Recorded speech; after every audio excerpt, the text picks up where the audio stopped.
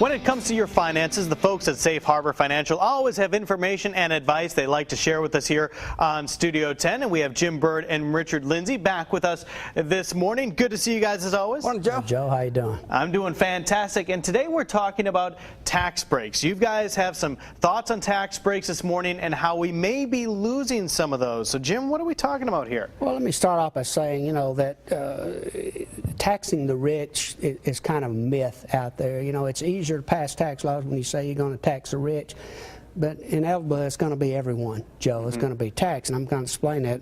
The top 20% pay 94% of all income taxes, so it's easy to say let them, tax them, tax the rich. But here is something that might affect all of us, and people. This is what's coming down and what they're considering right now. Carried interest currently taxes capital gains rather than ordinary income.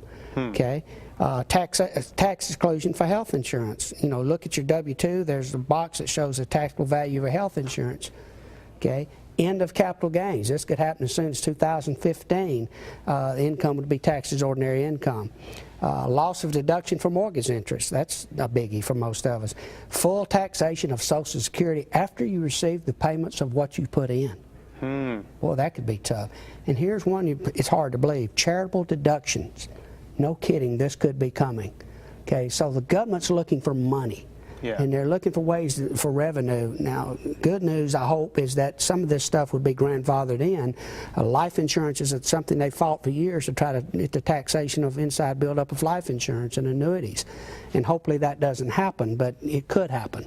And the government gets desperate enough for money. So we feel like the time to buy these products is now. And you could be grandfathered into that if you get it. Well, let's expound on that a little bit more. Why is it so beneficial to think about these things and realize that these things may take place now as opposed to after they happen? Well, you know, the economy is different than it's ever been before, Joe. We got things happening in the economy that just is not traditional. It's like the market's not traditional. I mean, it's very erratic right now. Waiting on any kind of bad news, you know, from overseas or here, you know, the market will fall. You've seen that last few weeks. You know, it crashed in 2 or 3 days. It went down 400 points.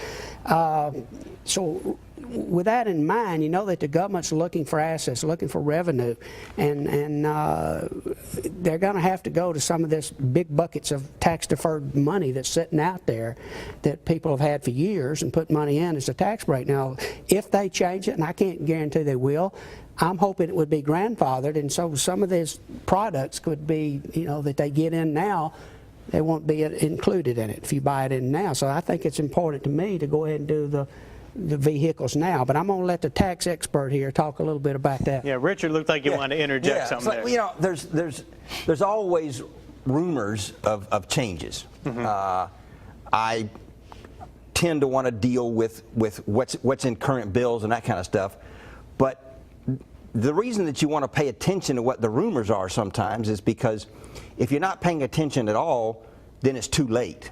Right. You know, this October marks the 100th year of the income tax in the United States. October 3rd of 1913, Woodrow Wilson signed the bill that included a temporary income tax at 1%. It was just amazing that they were going to have to pay 1%. And you know what the top rate was, Joe? It was 6% on $500,000. Things have changed a lot since then. And really, if you look back even more recently, since 2001, there have been over 5,000 changes to the income tax code, more than one a day. Wow. So the changes are occurring at a rapid rate. You know, if you go ask congressmen, they don't even know how big the income tax code is. Some of them say it's 5 million words, some of them say it's 1 million, sometimes it's twice the length of the Bible, sometimes it's 7 times. You know, they don't even know. Congress doesn't know.